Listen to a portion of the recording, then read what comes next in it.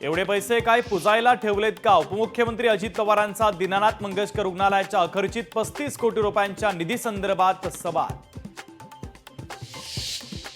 ईश्वरी भिसे मृत्यू प्रकरणी माता मृत्यू अन्वेषण समितीचा अहवाल आज येण्याची शक्यता, तर काँग्रेसचे प्रदेश अध्यक्ष हर्षवर्धन सपकाळ भिसे कुटुंबियांची घेणार भेट। अश्विनी बिद्रे हत्याकांड प्रकरणी पनवेल कोर्ट आरोपींना आज शिक्षा सुनावणार। मुख्य आरोपी अभय कुरुंदकरला जन्मठेप मिळणार की फाशी याकडे लक्ष। अर्थ खातं पैसे देत नसेल तर पगार कसा देणार? एसटी कर्मचाऱ्यांच्या पगारावरून परिवहन मंत्री प्रताप सरनाईकांचा थेट अर्थ खात्यावरच आरोप। वेतनासाठी गोराई एसटी आगाराचे कर्मचारी फुटपाथवर, सरकारचा निषेध करत कर्मचाऱ्यांचं आंदोलन।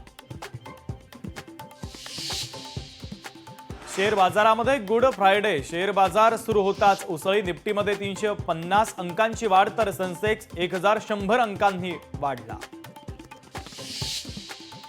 केंद्रीय गृहमंत्री अमित शहा आजपासून 2 दिवसांच्या महाराष्ट्र दौऱ्यावर। उद्या सकाळी जिजाऊंच्या समाधीचं दर्शन घेऊन रायगड किल्ल्याला देणार भेट।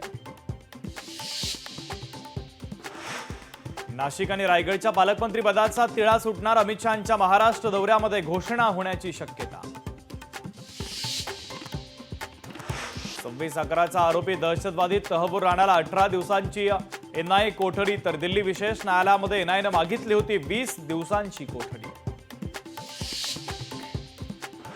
प्रशांत कोरटकर आज बाहेर येण्याची शक्यता, सशर्त जामिनानंतर कागदपत्रांच्या पूर्ततेअभावी कोरटकर अद्यापही जेलमध्येच। थोर समाजसुधारक महात्मा फुलेंची आज 198वी जयंती, राजकीय नेत्यांकडून पुण्यातील फुलेवाड्यात अभिवादन। जयंतीच्या निमित्तानं राज्यभर विविध कार्यक्रमांचं आयोजन।